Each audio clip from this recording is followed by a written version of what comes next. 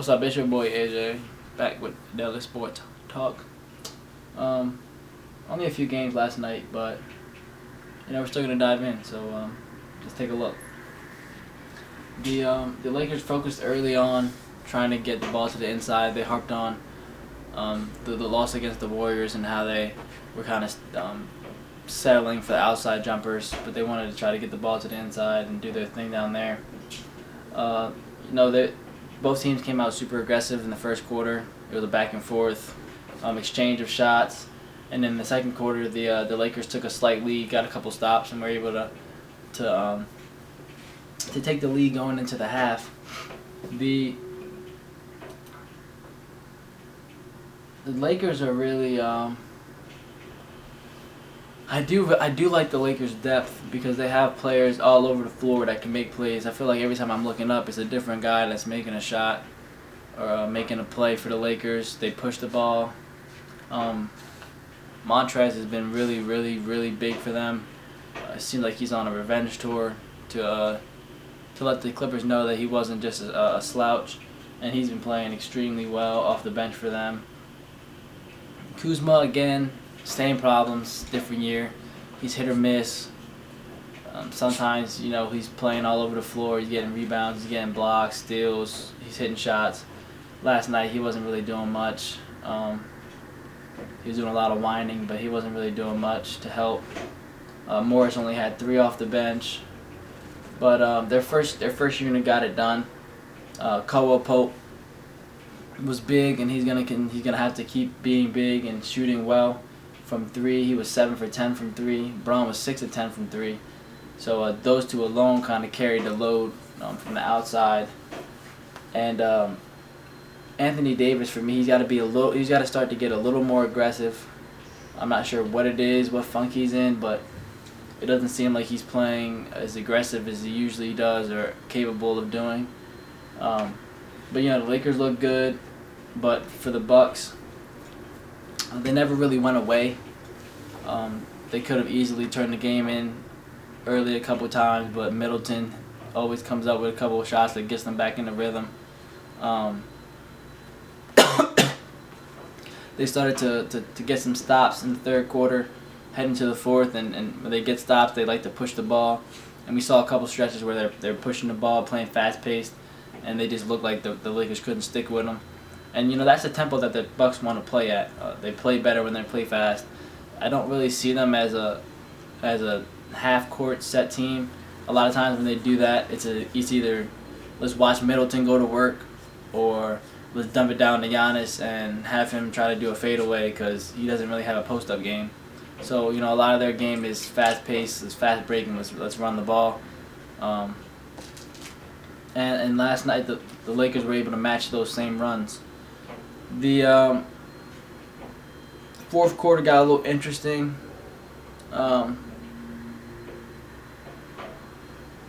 Because it's looking like there's a little momentum for the Lakers, and it looks like Milwaukee can kind of stop that momentum. But with about a minute left or so, Giannis actually fouled out, and I don't think that was the reason they lost, but it was just their hopes of having any type of run just kind of went out when he left. And Braun was able to hit a big 3. Grammarly can help you write quickly and confidently, so you never have to slow down at work. Why does this happen every show? But anyways, Braun was able to hit a big 3 with about a minute left, and he kind of iced the game there. And it was a pretty good game by the Lakers against a team that's a solid team. I mean, they're 1, 2, 3. They've been all season in the East. One of the better offenses in the league, and we can hold them to 106 points and get a win. That's a good dub for the Lakers.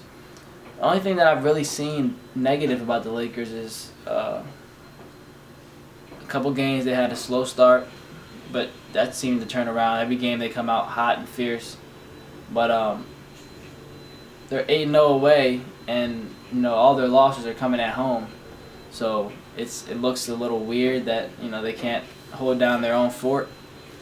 But maybe that'll change during the season. But they can't play well at home, and they playing so well in the regular season, and they get the first seed, they don't have to be at home. So that's more talked about later. But good game, good game to start the night. 113 to 106. LeBron had 34, 8 and 6. I'm sorry, and they got that win. So it was a good win for the Lakers. Let's go. We'll go Golden State next. Golden State had a good first, but the Knicks were super hot again. There's a couple times during the season already they've dropped 40 plus points in a quarter, and that's what they did last night in the first.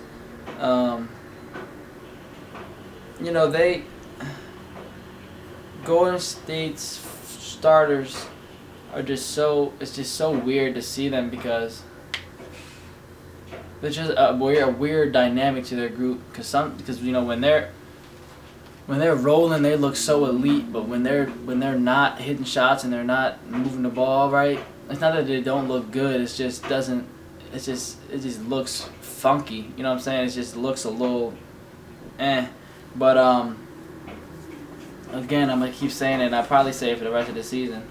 Their second string is just so elite because they keep them in games and they close leads or they extend leads. And last night they closed the lead a little bit on the Knicks, but all game long the Knicks were just so hot that even them closing the gap and getting a little bit of momentum, they were never able to get stops on the Knicks. So that little momentum wasn't doing much when you're giving up points. You take 2 and give 2.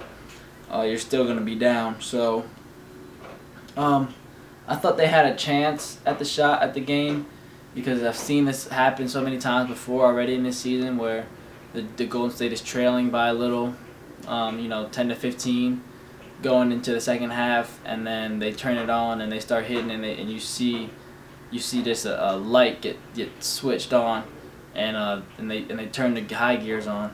But there was a weird the refs last night were just awful. The worst calls on both sides of the floor. They were just slowing the game up. They didn't allow the players to even get a rhythm. So Golden State really had no opportunity to get a rhythm, to build a little streak. Get a couple stops, push the ball, get some fast breaks. Because the refs were just awful last night, calling terrible stuff. And then they eject Draymond on a phantom call, and that was a nail in the coffin for the Golden State Warriors because he's not their most valuable player, but he's probably the most important player just because he's the dirty work guy, he's a rebound guy, and more than anything he's the playmaker for the Golden State Warriors. And him out, you watch those games where they come back and win. And he's usually at the forefront of that, and he's making plays for the streak, and he's running with people, and he's getting out, and finding the open man on runs. So him being out, there was really no shot. I thought I had a little bit of hope, but it just went away. 26-19 in third quarter. The Knicks outscored the Golden State. And Curry was doing his thing. He was scoring points, but they weren't really the most effective points, just because the lead was already so low. And like I said, you hit a 3, but you come down and you give up a 3, and then you're not making any ground. You're stuck exactly where you are. So let's give some credit to the Knicks. They're 8-8. They've been a 500 team so far. It's just in their style of play, because some games they give you a game like this where they're just red hot. They're playing great defense because they have the guys to do it. They're playing good offense and moving the ball. They're getting open shots. They're getting into the paint, getting to the free throw line, and they were pretty decent from the free throw line. And sometimes you'll get this Knicks. Other games you'll get a Knicks team that's just not focused and not prepared. But Julius Randle, like I said, he's their best player, and he'll take them as far as he can, and he'll take them as far as his teammates help him. Last night I believe R.J. Barrett had like 28, I think. Yeah, Barrett had 28. All of the starters were in double figures, so when you have your best player getting almost a triple-double, 16, 17, and 9, and then the rest of the remaining 5 gets double figures, that just shows you how hot the team was, and they were playing really well. So give credit to the Knicks for taking the opportunity and capitalizing on it. And the Golden State Warriors has got to be better than that. We're 8-7, but we've had a couple games now get away from us. We really should be 10-5, 11-4, somewhere around there. But we're at a good spot right now. But we just gotta continue to get better, and we can't get outscored in any quarter, especially in the second half. So, good game for the Knicks, good win, and they're 5-4 on the road. So, they're just 500 team all over. You never know which version of them you're gonna get. And then the last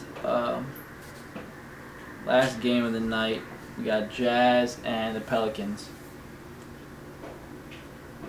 Now, when I first watched this game, it looked like hold on, I'm sorry.